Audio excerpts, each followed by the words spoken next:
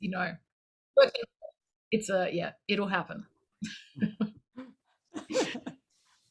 Yeah, but it's yeah. I never know. Like, I never know how much Benedict stuff to wear. Like, because it is about him, it isn't about him. Like, I don't know how, forward to make it. I have my mug, like, Okay, there you go. Nice. I have something, but it's yeah. I feel like I've noticed on the Goodreads page for the book, it's just basically people arguing amongst themselves about whether it is or isn't a book about Benedict Cumberbatch. Very nice. All right, so it appears that we're getting started here, Ed. Miyako, I was just going to tell you, go right ahead. Okay. Good evening and welcome to tonight's event. My name is Miyako and I am part of the events team here at University Bookstore in Seattle. Tonight, we are proud to present author Tabitha Carvan, who is in discussion about her memoir, This Book is Not About Benedict Cumberbatch.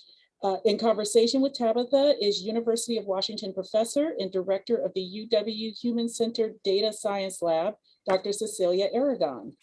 Tabitha is a regular contributor of numerous publications, including the New York Post, Australian Geographic, and Asia Life. Her work primarily focuses on issues of identity, family, and pop culture. Links for tonight's featured title and other books discussed will be listed in the chat. Please submit any questions you may have for Tabitha or Cecilia in the Q&A link at the bottom of the screen. There will be a brief Q&A session at the end of the discussion. This talk is being recorded and can be viewed on our YouTube channel shortly after the event. I will now turn the microphone over to Tabitha and Cecilia. Thank you, Miyako. And I am delighted to be here. I'm so delighted to speak with Tabitha. I love this book. As you can see, being a professor, I take notes, I highlight. So there's a lot of highlighting. And so I have a lot of questions for you, Tabitha. Excellent, excellent. So the first thing I want to, okay, so first I'm going to come clean. I am one of the few people who is not a Benedict Cumberbatch fan. I mean, that's okay. That's okay. We can proceed. It's all right. I allow it. I mean, I like him. I've seen Sherlock more than once, and I love it. I love the way he plays that character. But okay, so the other thing I'm going to start with is that what I started out loving about your book in the very beginning is that you talk about the experience of falling in love with, with a character. And I think later on you go and there's a term for it, right? A parasocial romantic relationship. Yeah. And I love that because I have also had that, although for me, it's been from books usually or fictional characters because I'm kind of a words girl. So I instantly related to that piece. And since a lot of my work is in fan fiction, I related to that as well. So I want to start out by, why don't you explain to the audience why you wrote this book and why you think it's relatable to so many people? All right. Like just a minor question to begin with. Of course. Yeah. It is. So, well, I wrote the book because when I had this experience of inexplicably falling for Benedict Cumberbatch via the character of Sherlock. So yeah, it was also a little bit falling in love with a fictional character in my case. I thought it was completely bizarre and embarrassing. And also like had never happened to anyone before, believed I was the first person this had ever happened to. And when I started writing about it for the first time and discovered that there were so many other people that shared not just a similar experience, but the exact same experience, very specifically in my case, falling in love with Benedict Cumberbatch while at home with very young children. It was like this extremely specific experience that turns out so many other women had shared. And so for me, writing the book, the motivation was to just try to communicate the idea that this very weird thing might actually be very normal if we just talk about it in a way that is normalizing, or at least open. Yeah, that was my main goal, was to try to see if I could take a concept that many people would be resistant to, and or certainly would feel could never happen to them, and try to demonstrate, not only could it happen to you, because it can happen to anyone, but it might actually be a useful and great thing to have happen to you, Yeah. Oh, yeah. So I want to say, too, that as a mother myself, I loved many of the little gems. Your writing is beautiful and funny and insightful and all those good things. And I love some of the things you said about motherhood. Every day, hundreds of times a day, every day, you give up what you want and how you want it in so many tiny little ways that whatever squeezed out orange half remains of you, that's who you are now. So true. Sounds bad. I know, but isn't it true that in our world today, you can never say that anything's bad about being a mother, right? It all has to be joyous and wonderful. Yeah. I mean, and I went to great pains in the book to caveat that I do really love being a mother and I do love my children, but at the same time, it can be hard and draining. Yeah, and what's wrong with being a mother and being yourself? Dads can do it. Yeah, exactly. As you point out, yeah. Yeah. Yeah, I love here's another line. The mothering went all the way to the edges of me, and even slightly beyond the edges, like coloring in that didn't stay between the lines. Mm-hmm. So true. Yeah. How did you come up with these lines? Did you just think of them randomly, or did you recraft and recraft your language?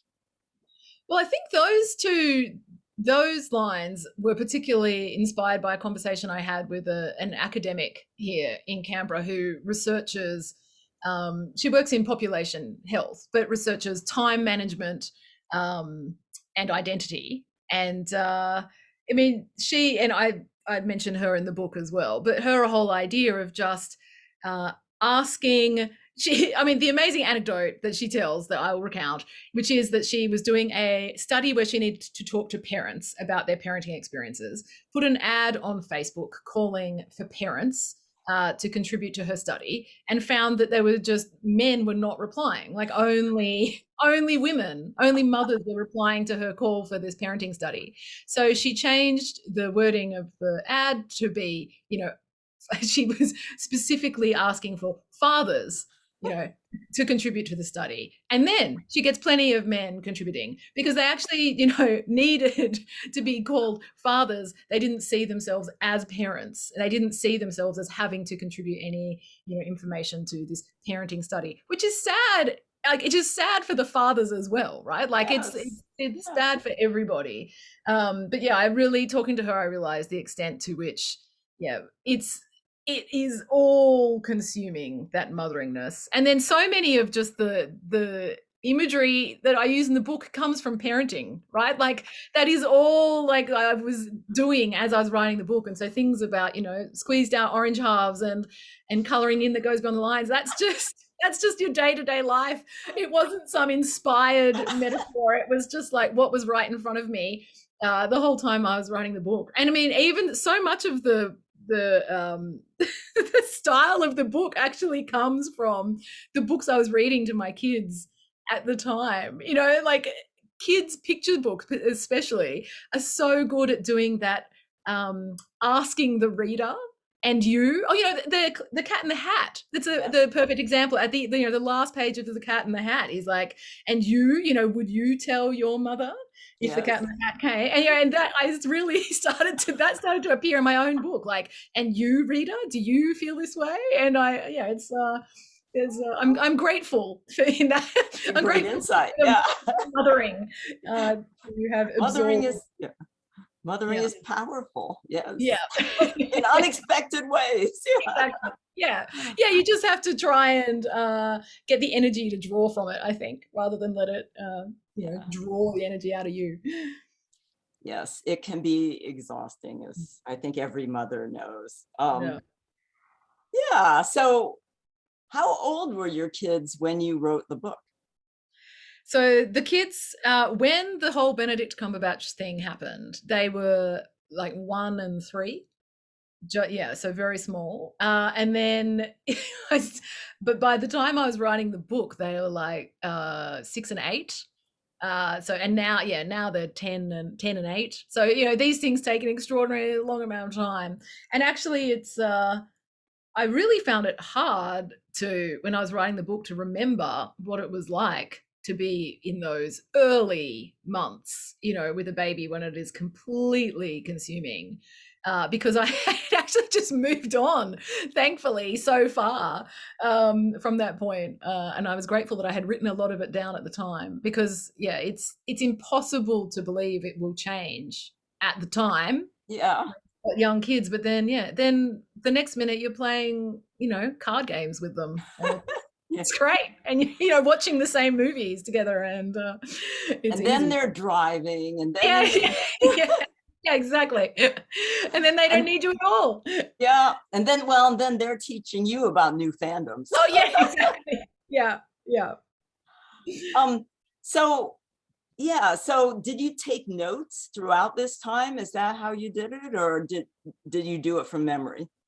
I wrote. I had a writing club with a friend of mine, and we just wrote emails to each other, as frequently as possible. Just that didn't need to be responded to. It was more like a diary, like an outpouring that we could just bounce off one another. So I had that great record of that time from that, thank God. And then I started publishing some of the ideas a few years into it, just different essays and different publications, which is how I started to get the idea, the sense that of how other people's experiences could inform my own.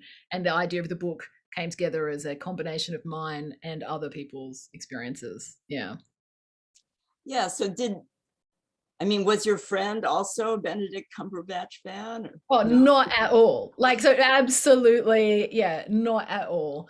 Yeah, so that was, yes, she had to endure a lot of got it. I mean, that's real friendship, isn't it? To just sit there week after week receiving emails about Benedict Cumberbatch. Yeah. Yeah, but she had her own things. She actually, I mentioned her in the book. She was a very successful musician before she had kids. Beth? No, it's even, she does feature in the book a lot. This is a separate friend, Kate. So she was a musician, and she used to travel and tour and play. And when she had kids who were about the same age as mine, she just was uninspired, couldn't write music, physically didn't feel like she could, just because of the taxing toll of having a baby. And so we were both in a very similar place of trying to rediscover our creative juices and work out who we are. It's just that, yeah, I was doing mine through Benedict Cumberbatch and she was doing it through sensible things. But as you say later on, maybe it's not so silly to fall in love with Benedict Cumberbatch. Yeah. I mean, whatever works, right? And it's, I think, the thing of, it's so tempting to resist something like that, and a silly obsession, because it's not meaningful, it's not worthwhile, it's not productive. But actually, if you can kind of just, lean into it, throw yourself into it, the energy that it generates, will make it meaningful. That's where the meaning comes from. Even though I cannot pretend that the subject matter is, silly. But I mean, I'd love to hear from your experience with your flying. I mean, if you feel, that is an amazing passion. Like, that is, did you have a similar experience? Yeah, I actually did. So for people here who haven't read my book, my memoir, Flying Free, it actually has parallels with falling in love with Benedict Cumberbatch, believe it or not, because I was a very timid, play by the rules kind of girl, and I was afraid of everything, afraid of heights. And then I got a chance to fly in a small airplane, and I just fell for it hard, completely. So much so that I left my job. My husband told me once, you used to be an interesting conversationalist on any topic under the sun. And now all you can do is talk about flying. Yeah, right. Yep. Yeah, I'm familiar with this feeling. Yes, obsession, right? Yeah. I mean, but as I think, so here is what, this is another quote you wrote that I just loved. You said, what is it? We were happy when you talked about it. You were happy about finding this obsession, but then you said, but no one wants to see that. And I thought a little bit about how being happy, especially for women, you know, or mothers who have, you know, these other commitments, it's like, we're not supposed to be happy. We're supposed to be sensible and think of others. I talk a lot in my book about feeling selfish because I was doing something for me and not for my kids, or actually I was doing this before I had kids, but I was doing something that, you know, was really just for me. And that felt really wrong. That felt really wrong. And I think for the same reasons that you bring up in your book, Tabitha, I mean, that we are socialized to think of others. And where you talk about, you have one place where you talk about all the characteristics that a girl is supposed to have and how good they are, and how men will say, oh yeah, women mature faster than men, and therefore they grow out of these silly playing things. And it's like, wait a minute, men can keep playing as adults, you know, why can't women keep playing? What's wrong with that?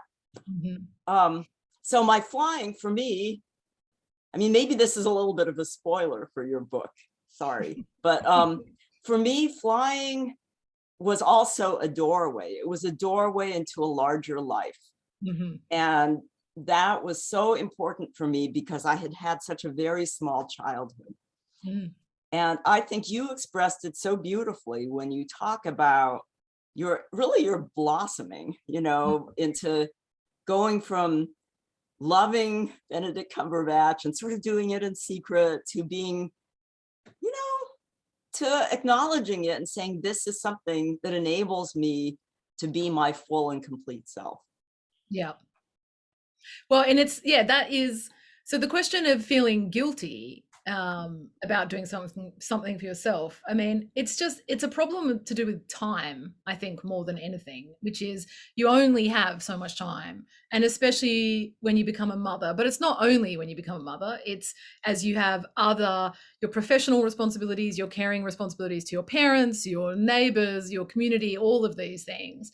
You know, your just time gets apportioned just more and more thoroughly, you know, as you age. And so then once you do want to do something that is for yourself, the only way to do it is to actually take that time away from one of the people or some of the people that you're caring for, or for your job, which is usually not possible because you're contractually obliged. Yes, exactly. So, and that is where that sense of guilt comes from, is because there's no way around it. You have to acknowledge that is what you're doing. So I think, you know, it's completely understandable to feel guilty. But the thing is the reason that women have this problem is because men, and particularly fathers, haven't apportioned their time to other people in the same fashion, leaving none left over for themselves, which is not a bad thing. It's in fact a great thing, and what women should be doing too. But the only way they're able to do it is because women are taking up the slack in terms of domestic and caring responsibilities. And so it's, you know, and when you look at countries like Denmark, where women have as much leisure time as men, and mothers have as much leisure time as fathers in Denmark, it's because it's not rocket science. It's just simply because there's better access to childcare, and there's been a greater kind of social cultural emphasis on shared domestic labor and shared child rearing. And then the time makes itself available equally to both parties, you know. And then as a result of that, you know, the gains that can flow on from having that time to yourself. Like you say, before flying, like, I Sure. mean, it opens up. You can't tell from the beginning that when you're making 10 minutes for yourself a day to do something for yourself, where it's going to take you. But just story after story it seems to really take you to amazing and surprising places. It really does. So for me, I wanted to be an academic. I wanted to study data science and computer science, but I was afraid that I wasn't good enough. And so, and that was because, professors would say, women don't have the intellectual capacity for computer science. And I spent so much energy on my fears and my doubts that when I actually started, when I did the flying, when I did stuff for myself, it actually gave me more time because I spent less time and energy questioning and asking, am I good enough? Should I be doing this? Yeah. So it's maybe paradoxical, but I think it's really true that by taking a small amount of time for yourself, you're opening up so much more time for other people too.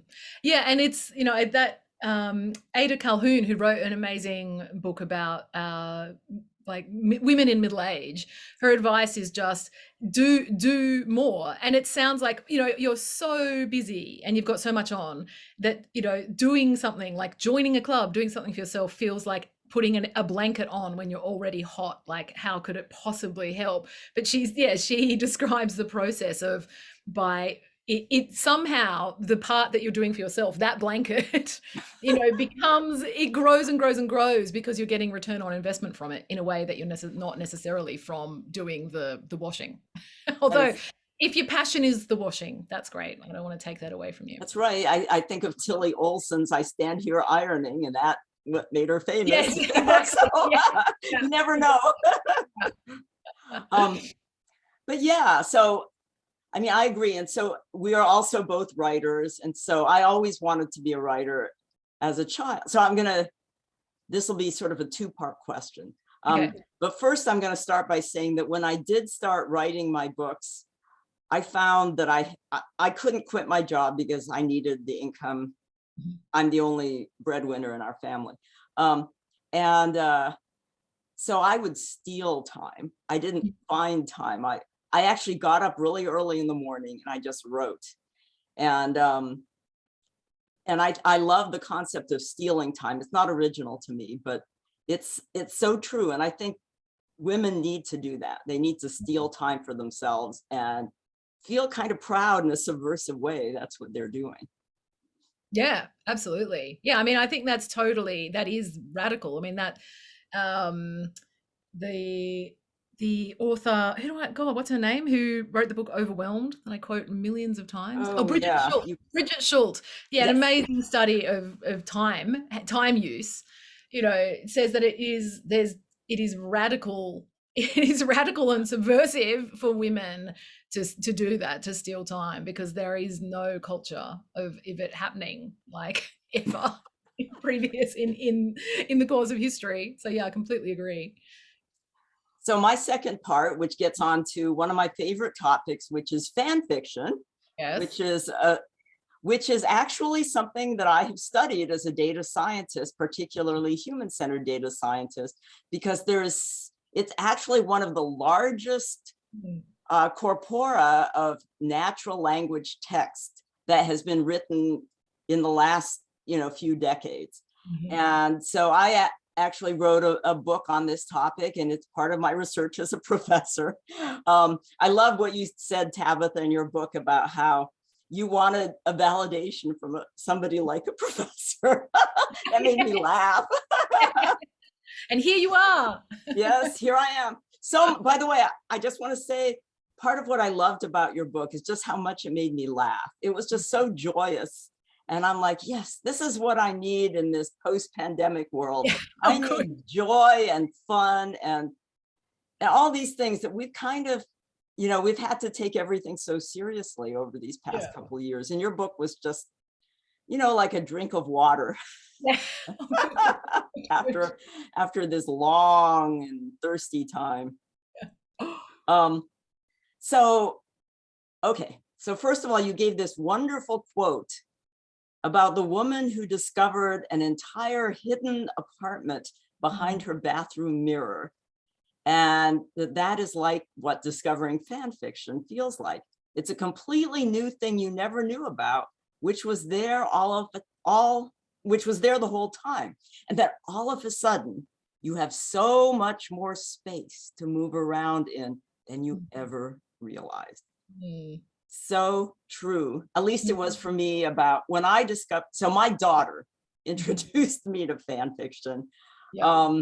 It was actually manga and anime fan fiction back when she was about 10 or 11.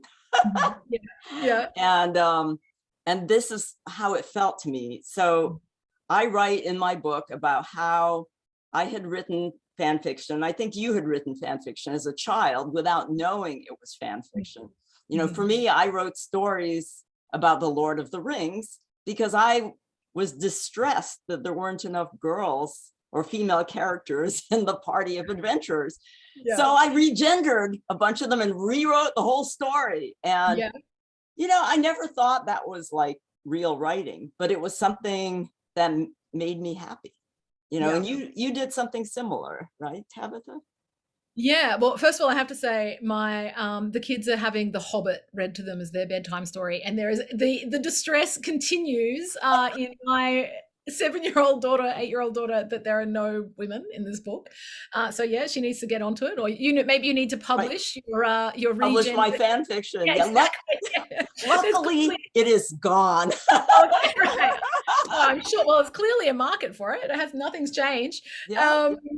Yeah, I mean, I think it's one of those things that, like, people, even if you do know about it as a concept, people think it's marginal. Like, they think it is just a niche, you know, weird thing on the internet. Like, there's many niche weird things on the internet. And the discovery of the scale of the enterprise and the sheer number of people involved, not just in the, like, well, if you just look at the stories published, right, you're aware, like the volume of stories is extraordinary, but then there's the commenting and just even the people who are reading and not even leaving a single piece of evidence that they were there. It's just it's absolutely mind-blowing.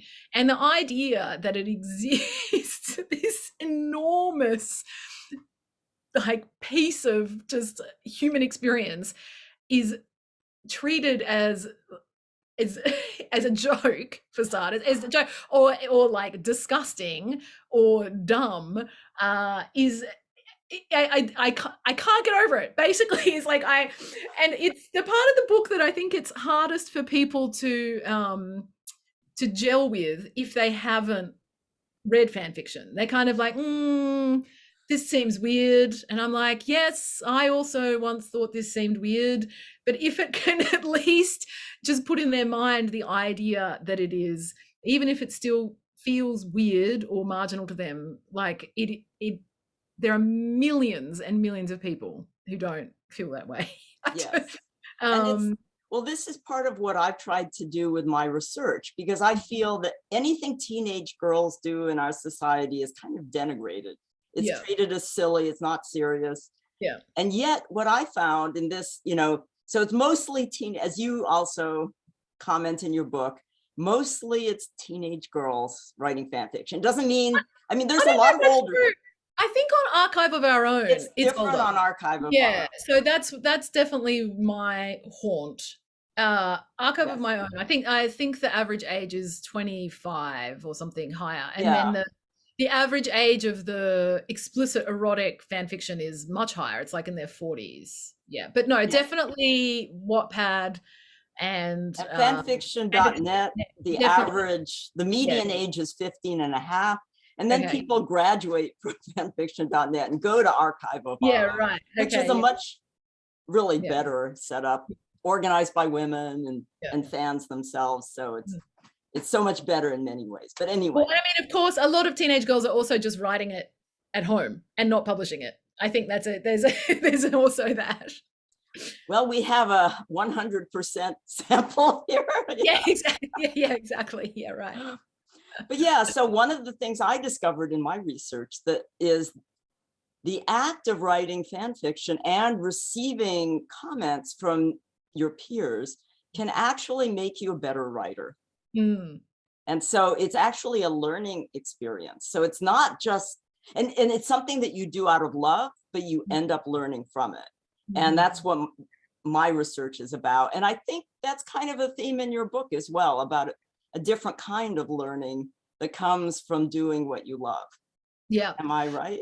Yeah, absolutely. And it's so interesting. I actually just had a reader email me who is she's the head of an English department at a high school, and she said that she also got into fan fiction, and she got her high school students to start writing it as a part of their English studies. And she said, it's extraordinary when you actually allow them to write about the things they like, whether whatever, and tell them, like, no, truly it can be Minecraft, or it can be whatever, manga, it can be whatever you want. The quality of the work is going to increase. Of course it's going to increase, and their enthusiasm is going to increase. And Yes. Yeah, Exactly.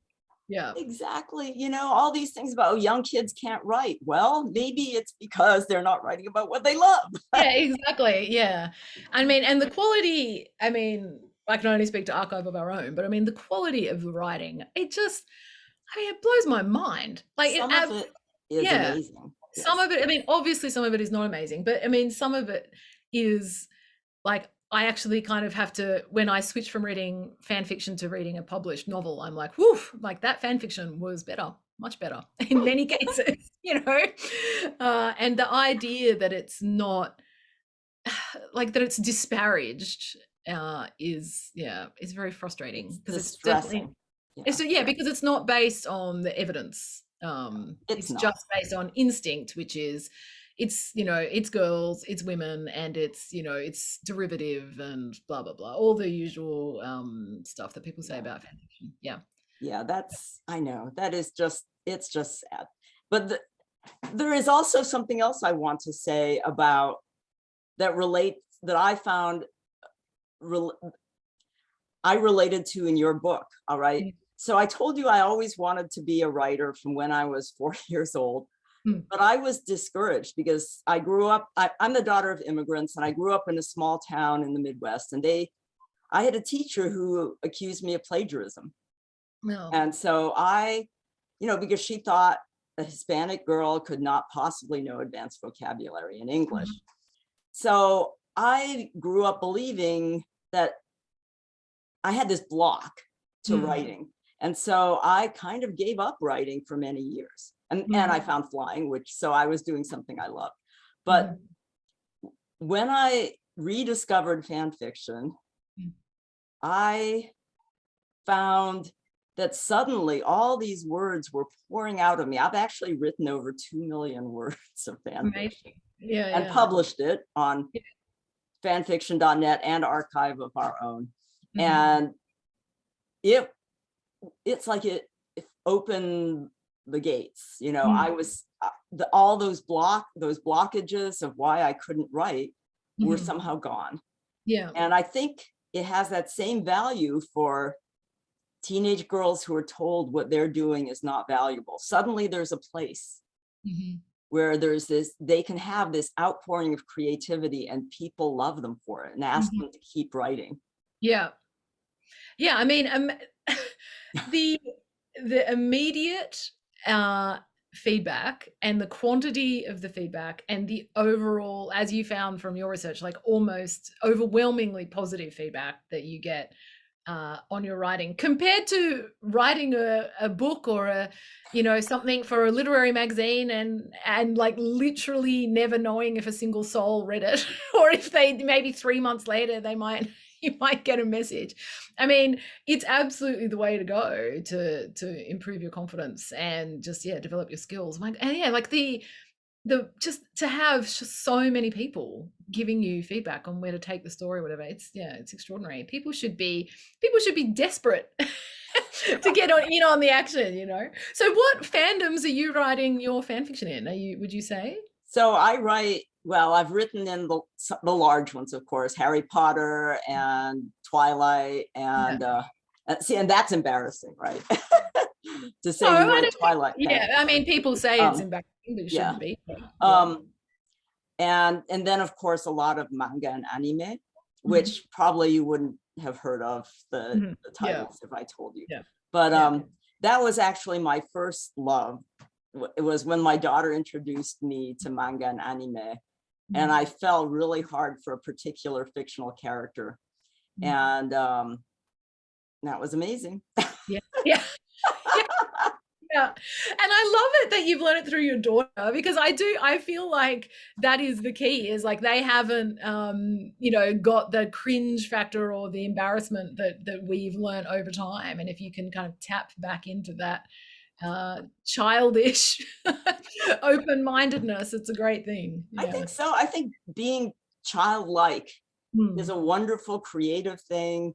And as you point out in your book, when men do it, like if they are it, like you said about your son, he could be playing with trains his entire life. And that's great. Women should be able to do that too. We should be able to play our entire lives, and we are doing it, right? In just different ways. And we shouldn't have to hide it. And if we are doing it in secret, I hope people will read your book and will be encouraged and inspired to keep doing it and not be so embarrassed. Yeah, absolutely. But and like what you say about Sherlock Holmes saying, you can't kill an idea, can you? Not once it's made a home there. And I just, yes, well said. Yeah. So that was wonderful. And okay, I'm just going to talk a little bit about this Professor Emma. You didn't give her last name, so I couldn't Google her. I think she wants it that way. Yep. Yes, that's fine. Totally fine. A professor could give fan fiction the kind of endorsement that would make everything, including me, seem okay. Yes. So you've got it, not just from her, but from me too. There Great.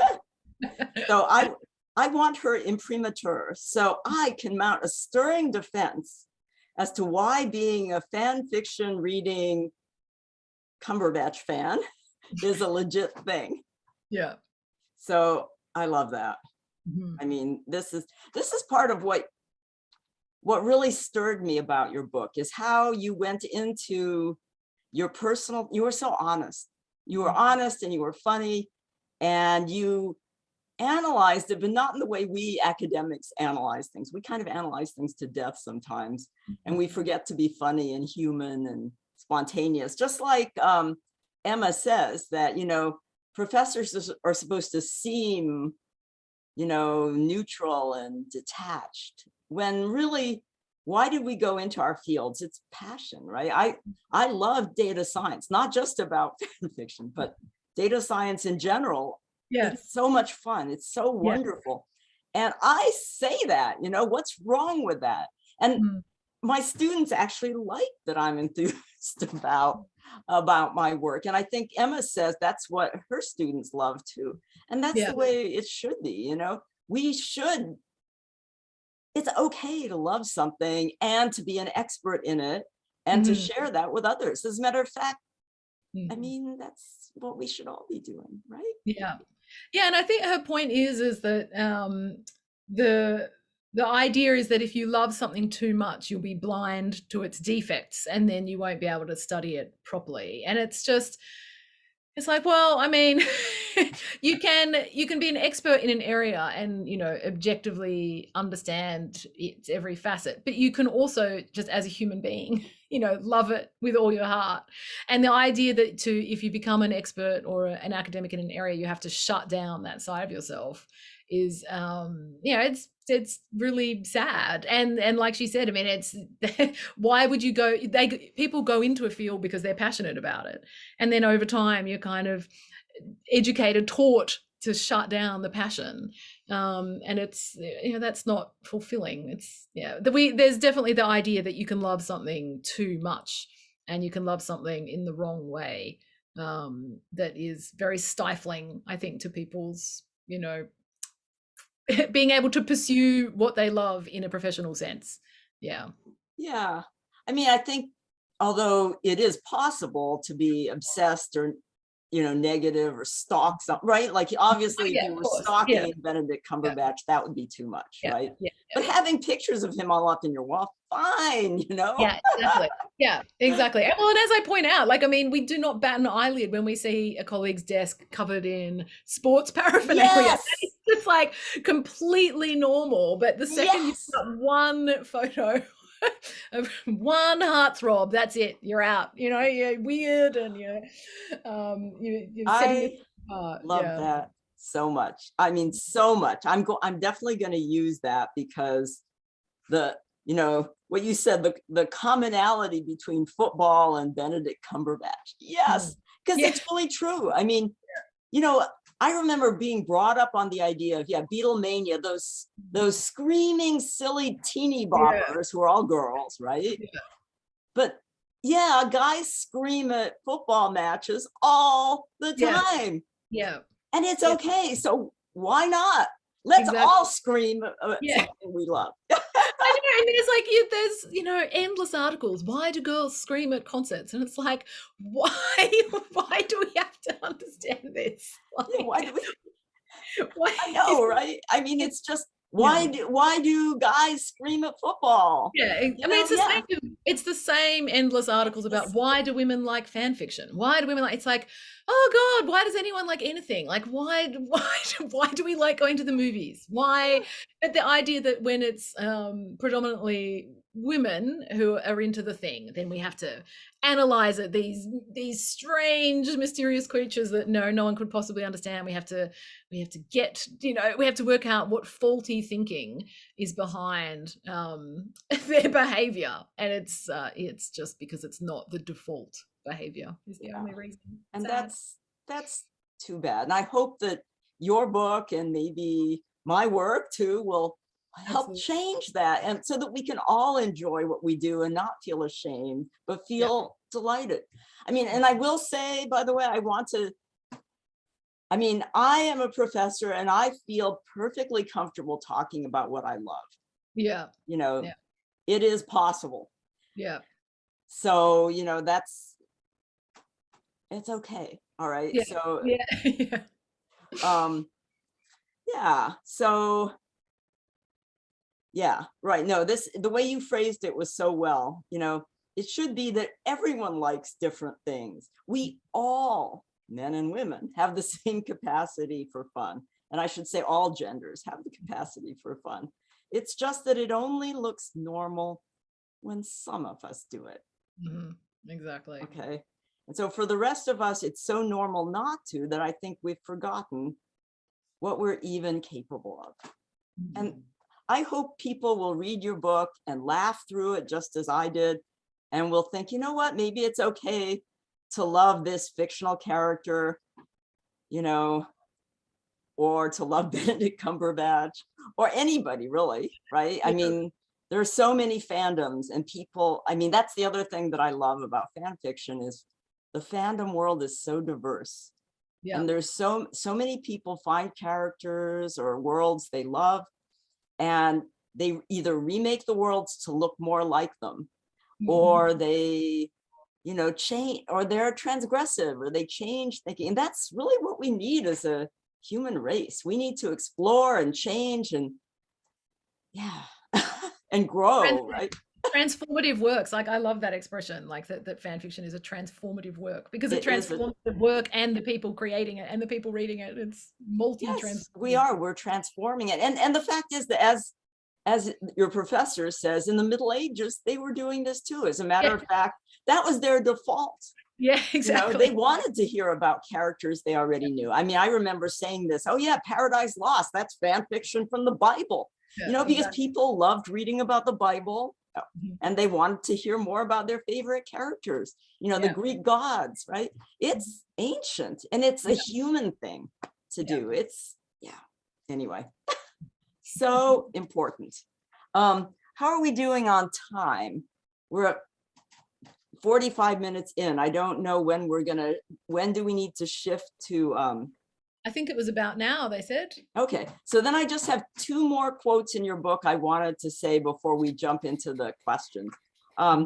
So I loved what you said about boys can enjoy play for a lifetime, but girls are expected to mature out of it because they say, oh, you girls are more mature. If that's what being more mature is, I want to be immature. Exactly. Right? Yeah.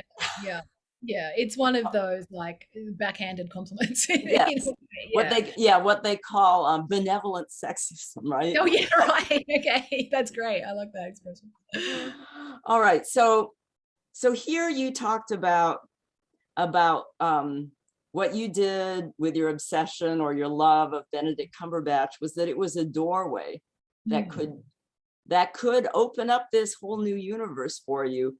And I think that's true. It was certainly true for me, that flying. And then later on, when I started writing fan fiction, that both of those were doorways to a different part of my creative self.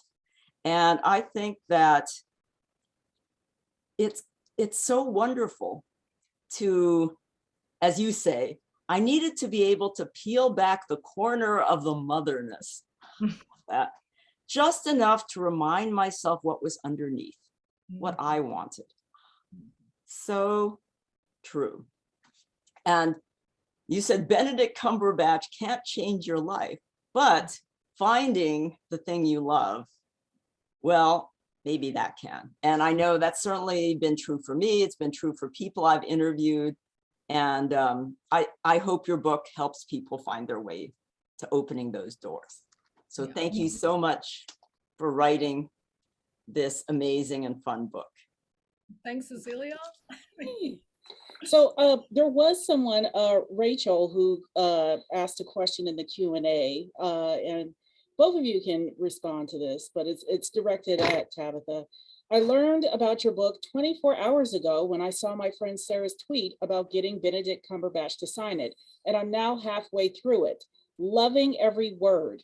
Now that you know Benedict Cumberbatch is aware of your book, is there anything that you would add that you would like him to know or understand about fandom, whether it's the fandom that he's inspired or fandom in general? Great question. So yeah, Rachel's referring to the fact that this amazing Cumberbatch fan, Sarah, who I don't know at all, met she interacted, I'm not sure if she actually fully got to meet him, interacted with Benedict Cumberbatch at the Hay Literary Festival in the UK on the weekend and gave him a copy of my book to sign, which is amazing. Like it's amazing for me, but it was also amazing for her because he wrote a really great message in it. Like ordinarily he would just sign his name, and that's, you know, that's great in itself, but she got a message saying that it was the first he'd seen of it, which is not, you know, that is despite the efforts of the multiple publishers who are publishing the book around the world, trying to get it to him via all the different, you know, production companies and agencies and everything. So, but I'm sure he gets a lot of stuff. So this is the first time he had seen it, and his message was like, maybe I can borrow it after you, which is very sweet and funny. And then like he said it was a weird ass meta moment, which I mean, it is like, if he reckons it's a meta moment for him, like how do you reckon I feel? Jeez. And I mean, that was so, and then Sarah kindly, you know, shared it on Twitter so that I could see it. I mean, it absolutely is too much for my head to compute that he saw the book. And especially like the UK version, the blurb on the back is just simply the opening of the book. Like it's the first paragraph in which I'm like fully just going in hard with the Cumberbatch obsession. So it's like the worst / best possible scenario. Yeah. Do I want him to read the book? I mean, it's completely up to him whether he wants to read the book, obviously. I can understand that it would be a bit full on, but I think he understands himself as a textual object. I think he understands that he is a human person, but the way that fans think about him and interact with him is like a separate construct. I hope that he understands that, otherwise it's a bit personal. But the thing I think I would like him to get out of it, if he chose to read it, is a sense of, because he has in the past made comments that he can't get his head around the extent and nature of some of the obsessiveness of his fans. And I think that he could he could if he kind of just shifted his idea about what that kind of fandom is, because he's played many obsessed characters, you know, in his filmography. It's just that they're very typically male kind of obsessed characters. And I think that if he could just kind of understand the way that his female fans are deploying their obsessiveness in a comparable fashion, that would maybe help him understand them a bit more. But but I mean, he's extremely generous to his fans. I mean, that's just a very minor quibble. But I mean, he went to an all male boarding school when he was 8 years old, you know, and stayed there throughout his schooling. And I am sure any exposure to the lived experience of adolescent girls would do him well, as it would anyone who went to an all-male boarding school from the age of 8. Is the only thing I can think of. Otherwise, I mean, I don't know. I can't deal with the idea of him reading it, to be honest. It's too much. I definitely I didn't write it with the intention of him reading it. Like, that was definitely not my goal. Right. Yeah. I don't think there was anything inappropriate about the content No. or anything like No. that. You know, I feel like you were respectful. Yeah. It is. Yeah, I tried to be respectful, but I mean, it's lusty. Like, I mean, there's no way around it. It's lusty. But I think he must have come to terms with that a long time ago. I would love his wife to read it. His wife is a wonderful and amazing seeming person, and I'm sure that, you know, as a mother of 3 young children, she would probably be able to identify with a lot of it. Maybe. Yeah. But, yeah. Well, reading your book, I haven't finished your book yet, but one of the things that struck me was the communal nature of fandom, and particularly as adults, forming friendships because you are fans of the same thing. I myself have noticed with social media that I am far more engaged with TV shows and movies when I can watch it with a group of people and participate in it, especially during, you know, the last quarantine and everything like that. Yes. But in general, you know, it's this very childlike way of, hey, you like this thing, so do I, and forming a connection based on that alone. Yes. What would you have to say about the communities that are formed around certain fandoms? Were you engaged, Tabitha, in online at all with, you know, Sherlock fans? I know that was a massive fandom when that show was on. Yeah. So I'm a real taker, I have to say, in online fandoms. I'm someone who lurks and just takes it all in and contributes very little. But I absolutely love feeling part of those communities, or just, you know, it makes you feel very seen, like you say, like to be able to share in them. But I think that communal experience, I think it's a human instinct. You know, that's kind of what church and all, you know, in dancing and all of these kind of things of wanting to be with other people experiencing the same feelings together is so nourishing and important, and something that we've absolutely been missing over the last few years. But I mean, I think the area where this is like absolutely critical is music fandom. I mean, one thing that I absolutely just dropped out of my life as I became older was going to concerts and seeing bands, because I felt like I was too old. I wasn't following, you know, what music was happening. But that experience of seeing a band or a musician together with thousands of people, I mean, I saw a study, it was out of the UK, about how they got a huge quantity of participants to rank what they thought was like the best use of their time. with a way to try and angle, you know, that actually working and cleaning, people don't think it's the best use of our time, even though it's what we do most. But the number one thing was going to see live music with people, like in terms of return on investment, it was what people thought was the best use of their time. And it's absolutely because it's that communal experience, like maxed out in your face. Yeah. And if you can replicate it in any small way with the online communal experience, oh, I think that's, yeah, it's wonderful.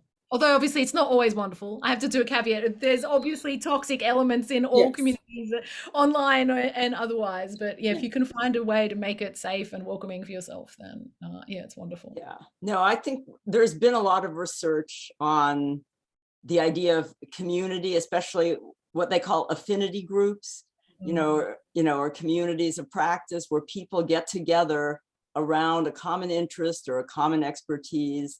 And yes, it's very nourishing, very powerful. And, and that power can be used for good or for ill, I'm afraid. Yeah. And I think maybe since we've been in this pandemic, we've been isolated and we've been forced to, well, we have not been forced to mix with people who are different from us. And I think we as humans, we do best when we have some time in groups that are just, who are people like us, where we have a shared love, but then where we also have to go out into the world and go to the grocery store and go to work, where we encounter people who have very different likes and interests and politics than us. And I think that's both, the mix of the two is healthy. And I think I'm hoping that we will start coming out of the pandemic so that we will get back into the healthy part of this again. But yeah. That's, yeah, very true. All right. Well, we're running up against the end of the hour here. So I wanted to thank you, Tabitha and Cecilia, for tonight's conversation. And I wanted to thank tonight's audience and anyone watching the replay on YouTube. That's right. Hold up the book, Tabitha. Links for both Tabitha and Cecilia's books are on our website. And we hope that you join us again soon. All right. Good night. Bye. Thank you so much, Nikki and Ed. Thank you for having us. Thank you. Wonderful bookstore.